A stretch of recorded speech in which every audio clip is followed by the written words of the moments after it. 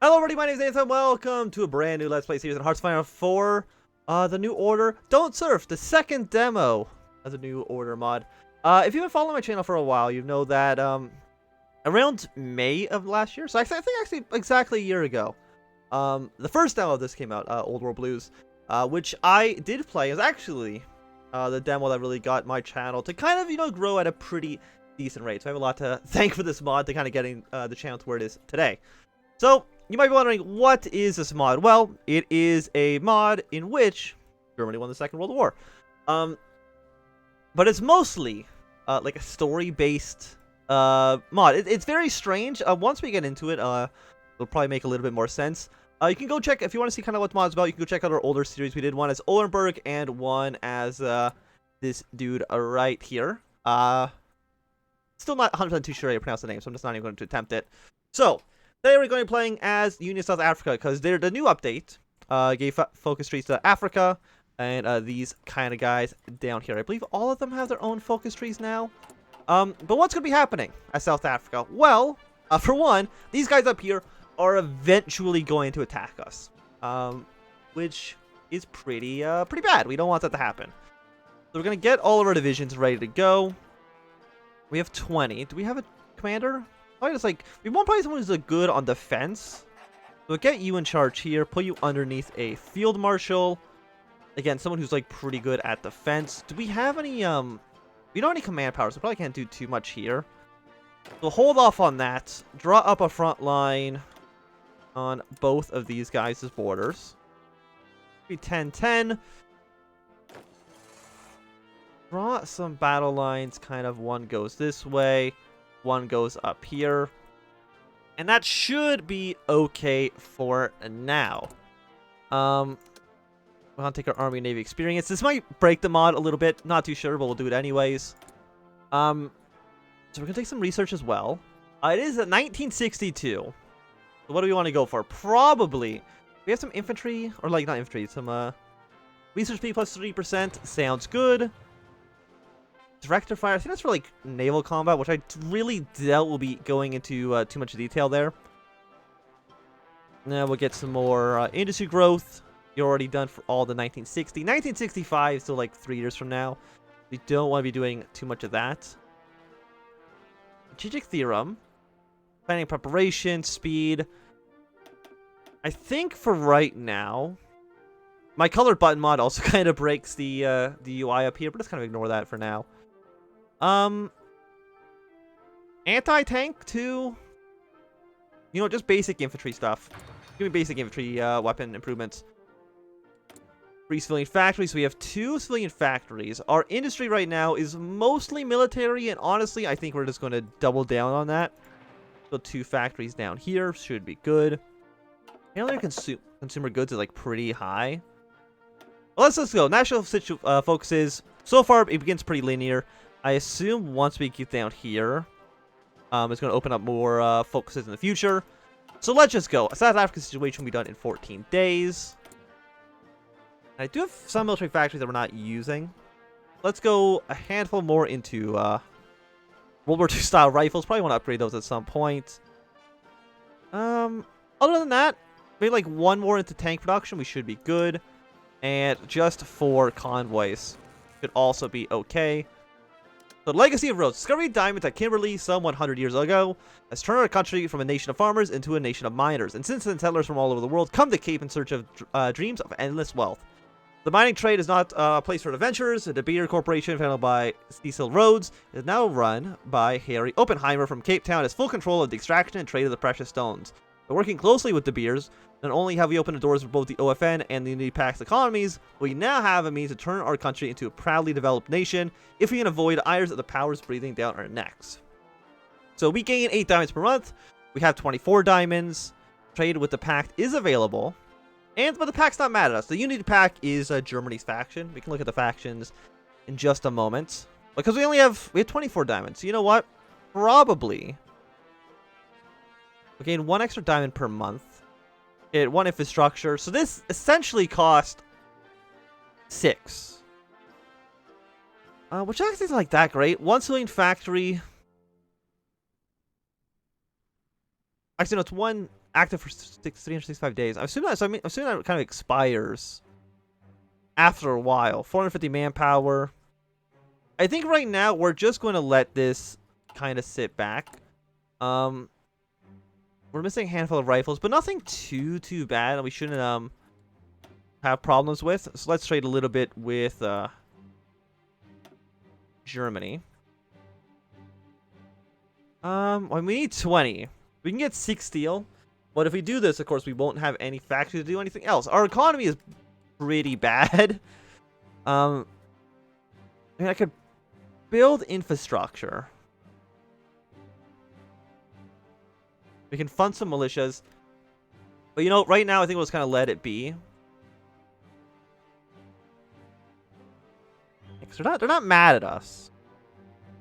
We can buy guns from the Pact. You know what? For 8 diamonds, let's just buy some guns. Make them a little bit less mad at us. And also be able to fully equip our militaries. Seems like a good idea. Issues we face. I think you should be fine. Don't need to worry about that. So alone in the wind. South Africa, our dominion, stands alone on the continent as a genuine state that is not corrupted by the horrific and brutal ideology of the Reich. It stands alone, free from the influence of the Nazis, their new colonies either too busy with the exploitation of the resources for export to Europe, or with the maintenance of their borders with the chaos of the rest of Africa. And though we may stand alone and free, it cannot be ignored that we are not ready for the endure any more problems. Within and without, things are coming close to falling apart. In our nation, increasing tensions among our citizens are becoming untenable. The Boers in the Northwest are becoming more restless, seeking to impose their vision on us, demanding from us many concessions. It is thanks to Hozig and the National Party that they have a voice in our parliament. Such a voice is becoming louder and louder, bringing predictions of an unwanted but maybe inevitable uprising. In the African National Congress, party founded by the black citizens who are discontent with their living conditions and upset with the way we rule this land, is gradually becoming more daring and defiant. They have the support of many of their kind, both internally and beyond. In time, however, no matter how much we may not want it, something is going to happen. Consequences, both foreseen and not, are looming over our heads, becoming clearer to us only after it is too late.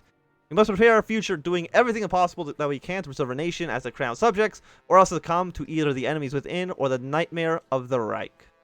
May our dominion stand or die fighting for its freedom. Does got an empty throne, desperate neutrality, we're a divided nation. We got Canada up here, the Organization of Free States.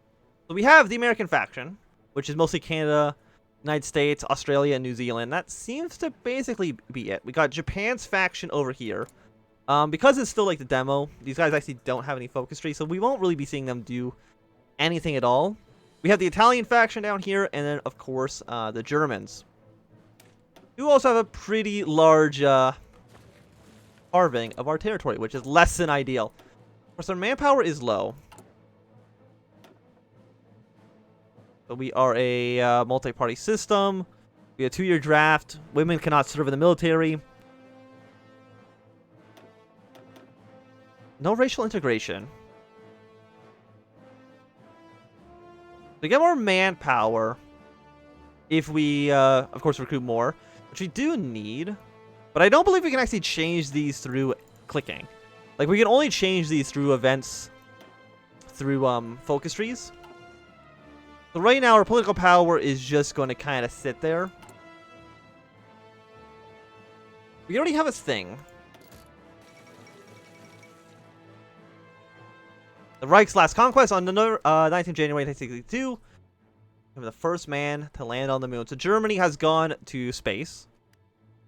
We don't have an operative, but we should be getting one soon. Promotion cost. I mean, they're kind of like the same. So we will recruit you. And I guess you just go build up a spy network in this guy right here. Otherwise, I really don't know where else we would actually want to put you. We do have an economy as well. We have our GDP is 10.27 billion US dollars. We're growing at 9%. We owe 5.4 billion. 2% interest. You know what? Not bad.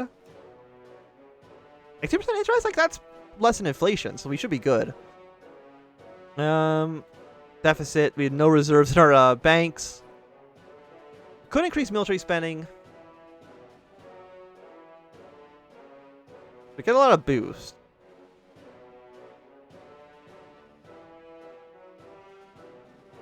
Civilian spending construction. I mean, how much money do we have right now? Our annual budget is $1.79 billion. Our deficit to income ratio is 131%. I mean, it could be worse. Like, it could be a lot worse, honestly.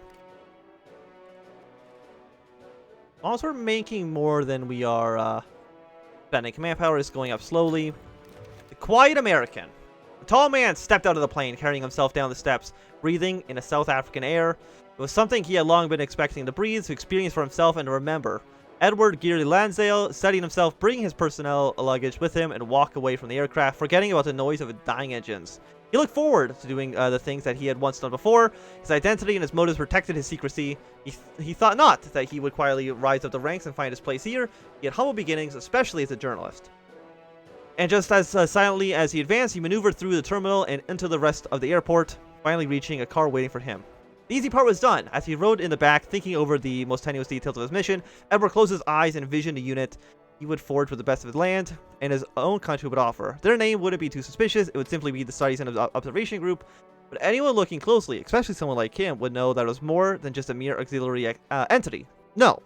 This would be the beginning of something that would put the most dread in the heart of those who would cause South Africa trouble, especially if they threatened the interests of the free nations. Those were Vice President Kennedy's orders, and the Nazis would have to become weary of them. If they would keep walking into the valley, he would sweep the shadows over them with his new unit. He would harass them, divide them, press them, and take their comrades away. He would search for their assets, destroy them, and fade away like a shadow would. And he would make sure that they would be terrified, even as they rested or waited for orders. As long as he played his cards right, and for those as he kept the unit nice and tight, he would ensure that his objectives were fulfilled. So the Americans, they're getting involved. The Monarchy Debate, the African National Congress. I don't know if it really matters too much which order we do this in. Let's do the Monarchy Debate. I assume this is like if we want to have... I'm not too sure who the person would be. Probably not Queen Elizabeth, right? I don't know who would actually be the queen in this hypothetical situation. So right now we're also in DEFCON 2, but I don't think that really matters too much. They're buying packed guns, attract a business from... But Germany will really hate it if we start asking the Americans for support. We can fund the Orange militias. And you know what? We will do that. I mean, we're making a decent amount of diamond income, I think. So the Operations Group is a team of highly experienced American intelligence and paramilitary operatives working under the wing of the CIA, led by retired Air Force officer Edward Lansdale. They have operated in shadows all over the globe, supporting and crushing countless insurgencies and rebellions to protect the American way of life. The arrival in South Africa may be a benefit to our struggle against the Nazis, but wherever the SOG goes, trouble tends to follow. Don't have any guns stockpiled right now.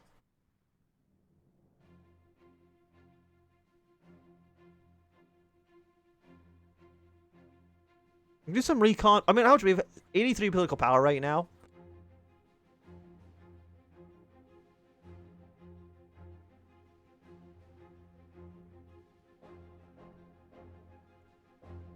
We just get like a bonus.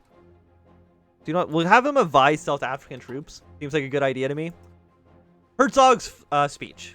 The white-haired Afrikaner rose from his place as quickly as he could, adjusting his glasses with one hand while the other gripped a sheet of paper. Knuckles white from the pressure. All around him awaited the rest of the parliament, his colleagues in the National Party on his side, and the members of the Unity Party, the ranks dirtied by the presence of the English, reminding him bitterly of their treatment of his family, placing them in concentration camps. His eye regarded them with terrible contempt, especially as he noticed Surtees Kama, the only black man present, observing the proceedings. While he obviously shared the same feelings of his contemporaries had for the English, nobody would doubt that Albert would be more disgusted with the Kaffir. Nevertheless, despite the presence of these people, he would have to make his own move now. Albert steadied himself as the parliament was called to order, his representatives of each party settling down in their seats. He waited until the speaker to proclaim to them. The floor was free for him to take, thus he began to speak with him, his voice loud and clear. This land does not need the continued existence under the watch of the monarch. In fact, for many times I have proclaimed this, especially within my party. It is not necessary to seek guidance of one. We can rule over this land as a republic with the president at its head, but what is the point of striving for this if this is not to put forward to people? For everyone that had their say, especially those who truly deserve to settle in the land, which they have called their own since they've come, men from the Unity Party rose in anger, booing him, raising their voices, but the speaker interrupted him, and the boar kept speaking. More clearly now, overcoming the volume of his opponents, just as many in his own party rose to demand him and counter them with their disapproving remarks. I make clear before you now, realize that there is no way for this parliament to keep moving forward, not to listen for the calls of the people. I demand a referendum be considered for the sake of our people, and this is not to be put into consideration. Every proposal set forth by this parliament shall be halted. This land is our land. This is the vote stack. We are not slaves of no king or queen. The parliament burst into noise. The boar returned to his seat, proud. His party members shouted down the opposition, silencing them. Fortunately, this is the right of the member of the parliament to insult the crown. So, no matter what, we're going to get more fascist. So I'm assuming the boars are probably going to support our guys to the north, which we kind of don't want to do. If anything, like, I want the seed race to basically end with a massive conflict with the guys in the north. So we are going to throw him in front of a judge. Seems like a good idea. Now we're going to go for the African National Congress. But basically, I want a war with these people in the far north. 520 divisions, 3 to 13. Like, they're definitely more powerful than we are. We'll see how things turn out. We do have an extra free military factory. What are we missing? Rifles. A lot of infantry equipment. So with that, we will just kind of crank some more out. Seems like a good idea. We're still missing steel. We have a lot of chromium. Apparently our influence with the United States is a little bit too low, which is unfortunate. Do you not like me, America? You're -10, just as a base dislike, because you're liberal Democrats. I think we're conservative. Who's actually in charge right now? It is the Unity Party. Okay. Operation Colossus. Operation Colossus was initiated simultaneously with the Operation Blood Brother. It has continued to follow the successful conclusion of Blood Brother. Green Beret units have been instructed to integrate themselves into Triggerman at multiple levels, in exclusive advisory capacity. This advising has multiple objectives. 1. Improve the effectiveness of Triggerman as much as feasible. 2. Prepare Triggerman for integration with Torch forces in the event of division by Crusader. 3. Cultivate good relations with Triggerman within the Triggerman hierarchy. Establish assets within both Triggerman and Host. Identify Triggerman officers with possible Crusader sympathies. Objectives 3 and 4 are the primary goals of Colossus and are well on track to be met. Torch advisors from the Green Berets have compiled dossiers on every significant Triggerman officer who has noted several sympathies with our cause, the Attachment A. Additionally, a clique of officers possessing dubious loyalties to the field have been marked. So assuming the Crusader, probably these guys to the north, Triggerman, probably, like the military hierarchy? I'm not too sure. Actually, it might be the Boers thinking about it. Not too sure. Could buy some more guns, develop some roads. Yeah, we just don't have. We don't have a stockpile right now. If I want to buy guns, the Pact gets really mad really quickly, like extremely quickly. But we're gonna buy guns anyway from them. 24%, not too bad. Could be worse. I don't know what's the trigger for them actually declaring war, but we will, of course, see at some point when they do so. Africa Auto. This is not Africa. The small Jeep rolled gently onto the asphalt road in the sunny suburbs of Johannesburg. Outside, in the far distance, the black line of the Drakensberg visible in the clear blue sky. Inside, a couple of Italians discussing vigorously, their black driver not understanding a word. I don't know, Grotto. Crossing into Ostafrika from the Petersburg Road seems way too risky. I don't want to get shot in the ass by some SS because of your ideas. Franco, there's no way. There's no other way. Taking a detour through Bakuland would cost us days, maybe weeks. We don't have an infinite budget, and we know the risk when we, Petty's sentence was interrupted by a Jeep coming from a screeching halt. Outside, the white policeman gestured to stop. Oh, Kazo. 2 filmmakers had just arrived with the intercontinental flight into South Africa, using the first 2 days in the Black Continent to film a few scenes of the stark realities of racial inequality in the country. Interesting for sure, but both were aiming for something that would have more of an impact. Now, however, in front of them was a small police cordon, and on the other side what looked like a small riot. Miners, dozens of them, waving their picks menacingly. The Pesci asked the policeman what was happening, and the prospect as the Prosperity was already filming, and the cop explained in a thick African accent that a small mining incident became a pretext for a wildcat strike. As the miners, all black, shout slogans like Africa for Africans, the black, gold, green flag of the African National Congress appeared as though out of thin air. It didn't take long before the police reinforcements would arrive and disperse the crowds, with generous application of police brutality, all caught on film by Gepetti and Prosperi. After the riot, when the Italians' jeep started once again to make it down to the clear road, Gepetti managed to capture one last shot. Rows and rows of small, dingy homes where the black miners lived, and from the doors, children watched as their fathers were being hauled into armored police trucks and carried away. Onwards to Ostafrika. Is this all Ostafrika? No, you're Ostafrika. Okay, so the one led by Hans Huttig. Okay. We could still develop the roads. Where are the roads? Trying to do some stuff here. Oh no, okay, there it is. I completely missed it. So you know what? Let's develop the roads as well. Like, we're doing decent. We 4 diamonds. We're still making 8 a month. So even for some of this more expensive stuff, it only takes like half a year. Which honestly, I don't think is too bad. You're still losing oil.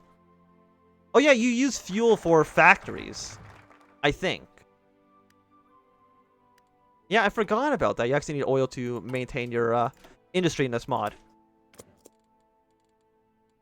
Well, we don't really have any oil, so, you know, what can we do about that? You have, like, a year's worth of fuel? Until we run out. In the defendant's dock!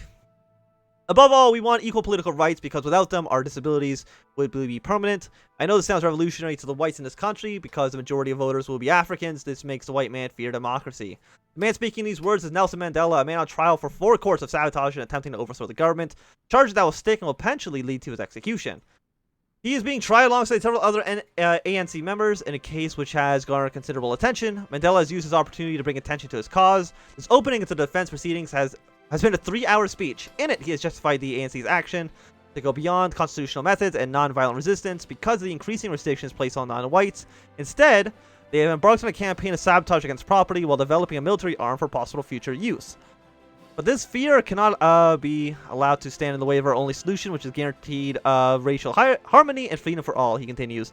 It is not true that the enfranchisement of all within will result in racial domination. Political division based on color is entirely artificial, and when it disappears, so will the domination of one color group by another. The ANC has spent half a century fighting against racialism.